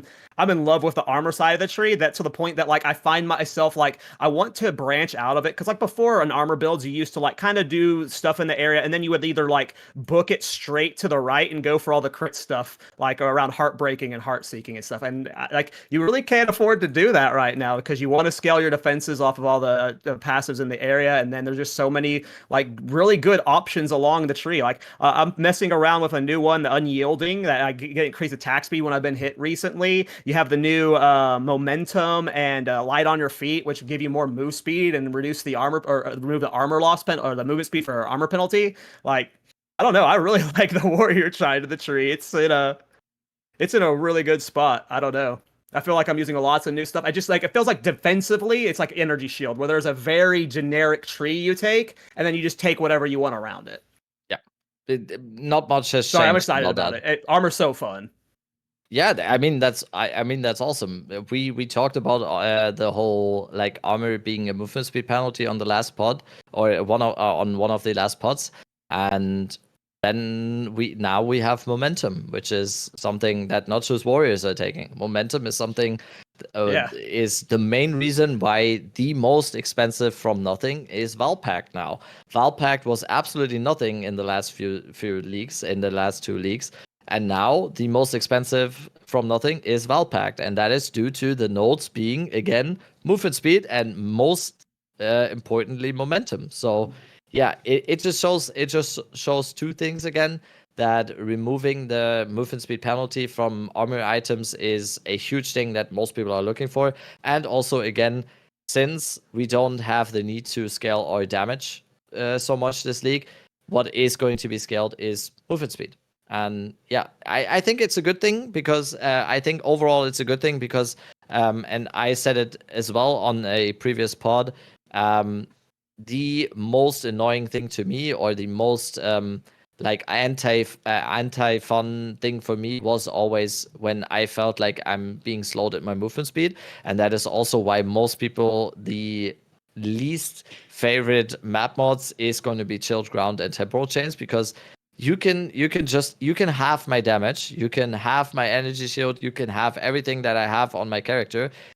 If you touch my movement speed, I'm gonna be mad. And I think at a certain point, I think it's a good thing, because moving fast feels nice, but also it kind of shows a little bit of a problem that we have right now, that most of the min-maxing is going to be focused on movement speed, and that just shows a little bit there may need to be some adjustment on the top end, like we already like mentioned 100 times now on this podcast. So, but yeah, I think we're like it's going. We're moving in a direction that is not bad, I think.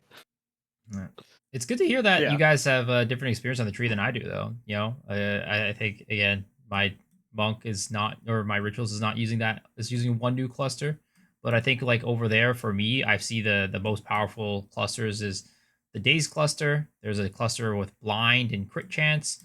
And that's kind of like what I've seen as like the highlights for this side of the tree for like new stuff. So I don't know if other people playing this side of the tree has a different experience or the same experience, but that's my experience with it. So it's good to hear that the other sides do have some very, very nice new nodes, and like you're using a lot of new stuff. The other thing, and I was gonna say something earlier, but I kind of lost my train of thought. But yeah, it was glad to hear that. Yeah, I'm very like, yeah. Armor got such a level up. Like, it's hard to even call it a level up, because armor was like almost non-existent last patch, and then now it's just like, yeah, I'm enjoying it. It's cool that ES got the level up. It didn't need, because it was already too good. Let's talk about support gems though. You know, how have you guys been feeling about the support gem changes and the skill gem changes with the attribute cost, like, and combined with the no penalty to weapon swapping, where you can instant weapon swap? Are you guys finding yourself using way more skills than previous patches? Are you guys finding your like the dynamic of all these new support gems is like improve the quality of your build making? Because we were before the change, we were all like, we kind of liked it. We were kind of okay with the limitation. But where are your guys' heads at right now, Miso? For me, I like it, but I also just think it's just different. I find there were positives and negatives for both of them. And I don't feel worse with our current change at all. But at the same time, like, I don't think it was a bad thing either, like the previous patch having like limitations. I think it's just a different way of approaching the game. It's just wrapping our minds around build making a little bit differently, and thinking about the way that we use skills differently. The weapon swap thing though does make a pretty big difference. I did have it is very nice, and I do find myself using the weapon swap stuff a lot more on most of my builds. Right now, I am also using the weapon lock that they finally added as well, and using that to weapon swap into like this is my single target setup, this is my bossing setup, or my AOE setup. This is using for debuffs. This is going to be for curses, whatever, right? So it's nice in that aspect. I've definitely used a lot of weapon swapping there. But in general, for the support gem, I think it's just more of a change in style, change in thought process.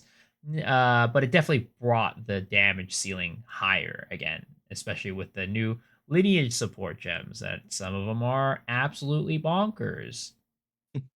Rocky We haven't even talked about the lineage support gems. Adalui's bloodletting, like it's just absolutely insane.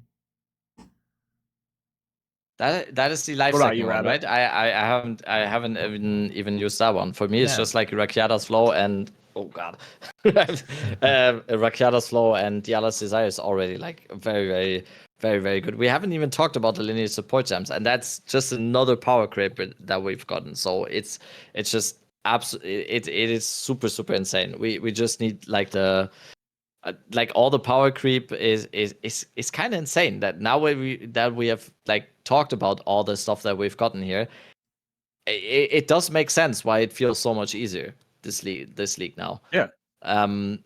But yeah, like overall, I think it's just gonna be, just to reiterate that point again, I think it's just gonna be now adjust. Because I think it's awesome that we have all these choices now. I think it's awesome that we have all these ways of building our characters now, and to make like more characters, more ascendancies, and more build archetypes work in certain ways. It's just very, very good. And now we just need the stuff to do with that power, right? Also, maybe we need powers. No? Diablo 4? No? Okay. Kaltrak was like, no? Okay. No. I'm good. I'm good. How about I think powers? No powers. I'm good. I like the support gem change. I just like, again, I talked about at the beginning of the podcast. I think it is true power. Like it's hard to know until we get rid of Abyss as the main mod, because there's so much good gear from just like Abyss being on like every map, but the next league mechanic might be just as powerful, so who knows. Yeah, there's just, my problem is the bottom right now. There are so many skills at the bottom that are not performing well because they do not benefit from these support gem changes, and that's one of the, like, I know the next patch is like endgame focus, but there's just some really bad skills that still need some love that I really want to revisit. So that's my biggest problem, I guess, is that the support gem change, like there's just skills that don't think like that, we're not designed for that in mind. So they either need more support gems introduced that help scale them, or some skills just need a rework. But yeah, I don't know. I really like the support gem change in retrospect. It just for minion builds, it just seems like the best thing in the world. Once I started messing around with minion builds, like my perspective completely changed. Like I was like, oh, yep. I'm fine with that. I have actually ran into the issue where on some of my builds, only some of them, that I'm actually hitting the skill gem cap, and I'm having to use unset rings for the +1 skill slot. Have you guys had that problem at all? Nope. I don't know if that's just a meme off meta build problem. My current build, I could definitely benefit from an unset ring. It's build by build. Some builds use less skill, some builds use more. Like my current build, because I have like an interesting, like, because I'm not using, because my single target skill is different than my AoE skill, and I have like, some setup for that, for the single target. It ends up being like I need to use a couple more skills for that. But then, for example, my poison Pathfinder, I had 2 empty skill slots floating. So it just depends on the build. I think with the new support gems, it just made the skills that were already widely used even better.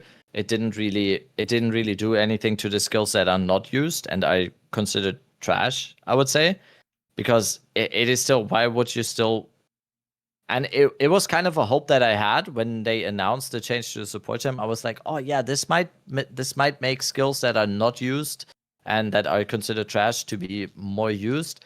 But kind of the opposite happened, that the skills that are already widely used, just seeing Lightning Arrow or just seeing Galvanic Shards, or like on Warrior side, I think, I don't know, but it just made the skills that are already good just better. And it kind of furthered the divide even more. And I just wish that with the next update or whatever, or with the next few updates that we're getting, or it's just gonna be in a way. I'm so sorry. It's just gonna be in a way that the skills that are not used just need a little bit more improvement, I guess, because there are still, and this has been a discussion that we had multiple times on the podcast as well. There are so many skills right now that are that look awesome and they look like they could be amazing to use, but they're just bad. And they just need a little bit of love, I think, and then there's already going to be more variety. We don't even need new skills, or we don't even need more weapon archetypes for now. We just need the skills that are already in the game that are not used to be better. And then they are gonna also profit from the support gem changes, which now the skills that have already been widely used have mostly profited from. I'm glad you said that, because I've been feeling the same way. There's the gap between the good builds and the bad builds just got widened, and it just makes it feel worse when you're playing those. Like, because we're sitting here talking about how all of our builds are way easier, and we're hitting these mathematical numbers that we weren't before, way easier, and like we can even push it to millions. And then you have like, you know, these people who are playing these bad builds that are like that did not get any power gain from this patch at all. And yeah, that's like, I guess the only thing I'm seeing right now as well. For the meta builds, yes, it was a big buff, but yeah. Anything else you want to add, Miso? I mean, before we go to build of the week, it's just that, you know, it's because the bad skills gain equal power from as the good skills with these support gems, right? So if the skill was already good, it's gonna be better. If it's bad, it's still going bad, but you know, because everything just shifted up in the same proportion. Yeah. So people are still just going to be using the good skills. I do think that it potentially, you know, enables a little bit more combo gameplay though, because your combo skills have the ability to have the good gems now as well. So that I do think is a little bit of a positive there. Agreed. All right, well, let's dive into build of the week. I'll go first. I'll be showcasing an armor stacking build. I'm sure no one's surprised based off how I've been talking in this podcast. Yeah, I'm going to be showing off Carnarius's armor stacking. He recently was like just pushing armor to its absolute limits, and he has done some really cool things with it. He hit 200,000 armor and in combat, and in the video he posted this morning, he is tanking Arbiter Meteors, which... You want me to pull that one up? Armor stacking last patch. Yeah, I did the... Yeah, I should have removed the original video, actually. Okay. I should have just probably show the Arbiter Meteor one. But yeah, just to show you the true potential of armor stacking, here you go. Carnarius is beef mode, and this was not even this was nowhere near possible last patch, like even remotely, and he could probably still push it further. You know, and he's maintaining a lot of his damage while doing this. Like, he could easily hit way more armor if he committed more to it, but he doesn't want to completely brick the build, right? He wants it to be semi-realistic with its kill times, but what you're seeing here is just, he should have been dead 10 times by now, and yeah, it is just so cool. Big shout out to Carnarius for just pushing armor. Like, the reason why I started getting heavier into armor stacking was because of his original armor stacking videos. And I'm sure there's so many other warrior mains out there who have just been appreciating his deep dives. And yeah, the fact that he released this video 2 hours before the podcast was just awesome timing. This is just insane, man. It's so cool. Shout out to Carnarius. Armor stacking is just so sick. Wait, he doesn't one-shot Arbiter though. Wow. I don't know about that. Yeah, that's one-shot Arbiter. Wow. Hello? Yeah, hello? Invalid. Super bad build. I'm joking. Yeah, not good enough. Insane. Not good enough. This is awesome. Yeah. I mean, he crafted all of his gear, I believe. He's really just went in on it. So like, lots of effort and respect to the guy. I think most of the people with like the very, very top end builds are probably mostly self-crafted, in my opinion. I bet. It's hard. It'd be hard to buy specialized gear for like one of these types of builds, I assume, right? Yeah, exactly. That's exactly what I was talking about earlier. Like it just made build making so much. It just gave build making so much more variety in terms of okay, if I need. I want to do this specific build, and this is my goal for this specific build. I need this certain gear. And last league, it was kind of impossible not having asynchronous trade and just being reliant on finding stuff on trade side that was for some weird reason exactly for my build. And now you can actually target that with the determinism, and that is a large part of what is making those builds possible. And for example, my build that I will be showcasing is also a big part of that. All right. Should we head That's into all I your wanted to build add then? to it. I mean, just go. Let's go straight into rabbits then. Yeah. Yeah. Speaking of one-shotting pinnacle bosses, then it's gonna be Aste.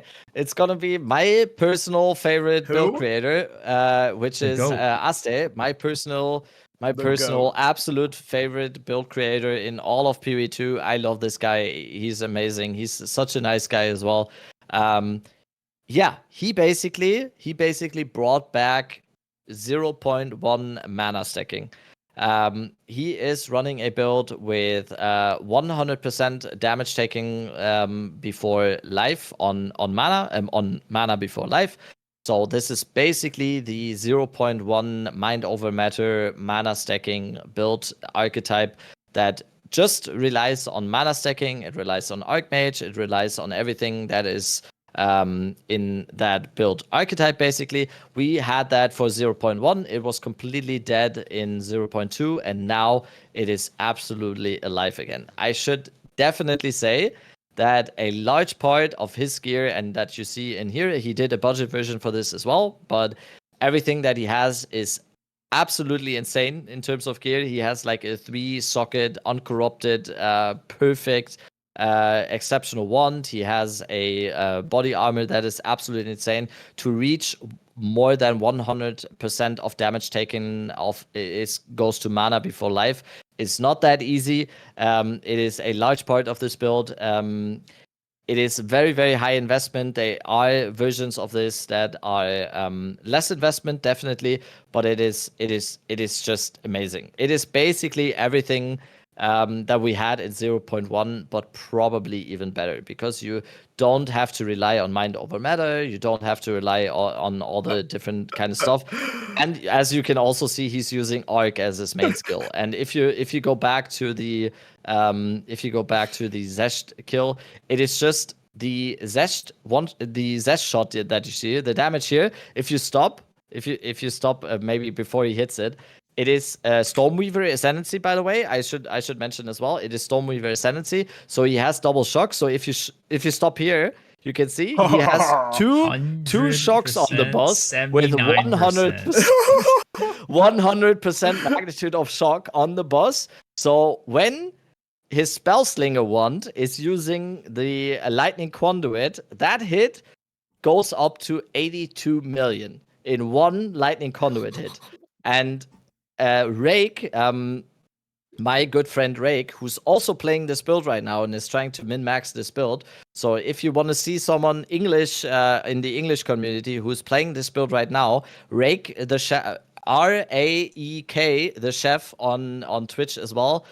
He's playing this build right now. He just today did a full T4 Zesht, a max difficulty Zesht with full party today, and just hit just one shot on Lightning Conduit on Zesht. 82 million damage in one hit. It is absolutely nuts. It requires a lot of investment to get this far.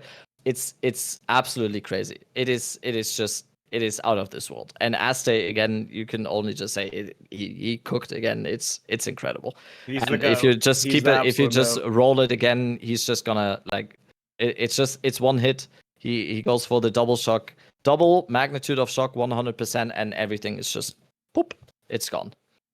That's so crazy. This is one of my favorite builds we've showed on the patch. I mean, I just play this game. I don't play the same game as these guys, man. The way I play is so different, and this build just looks so much fun, man. Aste, you are the best. The crazy thing is, like, I think this was his first build of the league. I think, yep. Yeah. He league started this. Yeah, because I remember watching him week 1 with this, and I was like, wow, Arc looks really strong. Because as you can see, I'm a regular Asta watcher as well. You can see that I've watched a lot of his videos. But yeah, week 1. Sorry, he's also stacking movement speed, of course, by the way. Of course. He's also stacking movement speed, by the way. He has 80+% movement speed as well, just on top of that. Miso, how come you watch so many of his videos, but you're not subscribed? Yeah, it's it happens. It happens. I'll hit the sub button. Right okay, go to Dead Rabbit on YouTube right now. I'm subbed to Dead Rabbit, all right? I'm subbed to both Dead Rabbit and Kaltorak. Don't worry about it. I got you. See, look right there. Already subbed. Already subbed. Oh, okay, look at that. Look at that. I'm subbed to both of you guys. Don't worry about it. I believe it. Well, yeah. Just show off your build, me. So you're Herald bombing. Or are you done? Sorry, Rabbit. Go ahead. Yeah, no, I'm done. I just wanted to say again, of course, everything Asta does is like Korean speaking. The 2 people in the English speaking community that are doing this build right now, like I said, Rake the Chef, if you want to see this build in action, and Wes Dezu as well. Yeah. He's also doing a variation of this build. Very, very good to streamers on Twitch as well. Yeah. Wes is doing this build as well. I like Wes. And they all have like different takes on this build. It is definitely something that, in my opinion, is like severely underlooked, because in the caster archetype, everyone is just looking at at Blood Mage right now. I think this build is like heavily overlooked. It's kind of insane. I thought it was going to be one of the meta builds at the beginning. I'm surprised it didn't take off. I don't know how it isn't. So. Like full screen clears, like beyond full screen, like it's insane. Unkillable as well. Wes is doing this version with the energy shield version, and Wes just on top of the one shot thing, Wes just has like 10,000 energy shield as well, so it's unkillable basically as well. So yeah, it's insane. Yeah. Oh yeah, Aste has like 150% rarity as well. So it's like casual. Well, yeah. Okay. Easy. Beast. Yeah. For my build, go ahead, Miso. Yeah. So this is a Korahor. He so it's not like the build itself isn't like super special, but basically he is running a Flicker Strike Chayula, and he is making use of a specific gem called Ulnatal's Grasp or something like that.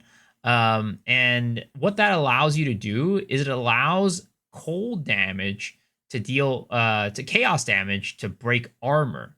So that allows you to use a non physical ability to go and start the armor breaking chain between Herald of Ice and Armor Break. Which makes it so that you can start getting some of these insane Herald chains, not quite 0.1 levels, but, at least giving us as much as Herald chaining as we can get in this patch. So there are times when you can see him just blow up entire parts of the screen, like right there, right? That entire half of the screen got blown up. It's definitely nothing as, if you're used to seeing 0.1 or 0.2, it's nothing as crazy there, but there is a lot of Herald explosions and Herald chaining that you're able to get with this kind of tech with Ulnatal's Grasp and Armor Explosion, Herald of Ice. And he's kind of, at least from what I've seen, the one that has kind of discovered this tech. And I've put good use of it in my current build in combination with a Pork Loin Ring, Pole Circle Ring, to kind of get even bigger Herald explosions and chains, which has been a lot of fun. But for him, he thinks that Chayula is best for it, because Chayula does get a lot of added chaos damage from the Ascendancy, which other classes don't, because chaos damage is what is breaking the armor at the end of the day. Lich gets added chaos damage, doesn't it? Could you do it on Lich? I don't know. Holy Might? I mean, you could do it on any Ascendancy. I'm doing it on Ritualist, but he just thinks it's best on Oh, cool. Chayula. Oh, gotcha. I misunderstood. That's cool. Yeah, I love these techs. This is like there's people tried to bring back the Wind Dancer tech with Herald of Blood poison spread, and it's just not like as fancy as like anything we had in 0-2 or 0-1. That's just the first thing I've seen that like emulates those kind of chain pops. That looked really cool. Yeah, and you're using it on your Ritualist. Are you doing Flicker too? I am doing Flicker because Flicker is, for me, Flicker is right now in Path of Exile 2 my comfort skill. In Path of Exile 1 and other ARPGs, Cyclone, but unfortunately we don't have Cyclone. So you can expect that for me, if you're going to follow me, I'm going to be making a Flicker build every single league. It's just what's going to happen. And then when Cyclone comes out, I'll probably make a Cyclone and a Flicker build every single league. I can't wait for Cyclone. Someday. Yes. But yeah, those are the builds of the week. Yeah, that was a fun episode, guys. I thought this was going to be a shorter, like closer to hour episode, and then we made it a 2-hour long episode once again. Once we get talking, it's just we can go forever. But yeah, it was a fun episode, you guys. We will be back next week with more Path of Exile 2 content, of course. But let's give our sign-offs. Rabbit, go ahead. Hello. I'm streaming Path of Exile 2 every day on my Twitch and YouTube. That's it. I make builds. I talk stupid stuff. I val things. I try to make currency. That's what I do. Hello. Yeah. Miso, you find me at Miso Xchiru, YouTube, Twitch. I also make builds. I don't quite make as much currency as Rabbit.